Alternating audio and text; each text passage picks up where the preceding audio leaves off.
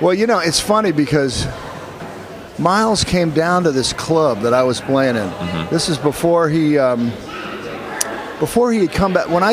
Miles had this big retirement in the late 70s, early 80s, where he just said, fuck it, I'm not going to play anymore. Right.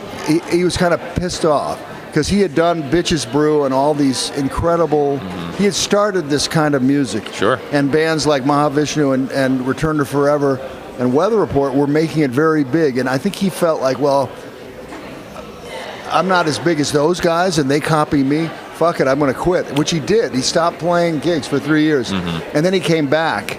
But right before he came back, he came to this club I was playing in. And I had never met him. And I was just in awe of Miles. I remember seeing him come in the club because at that point, this was like 1980 or so, and he looked like Sly Stone or something. He had this feather coat on, and he had these huge shades and this hat, and he looked like one of the characters on the Corner, or one of his records.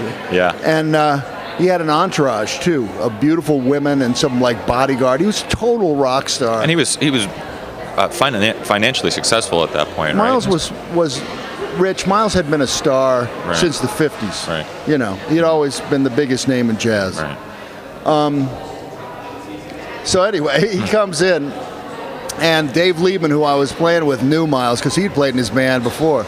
And he said, well, I'm going to introduce you to Miles. So I went over, and Miles was sitting in the corner, and Dave said, here, come meet Miles.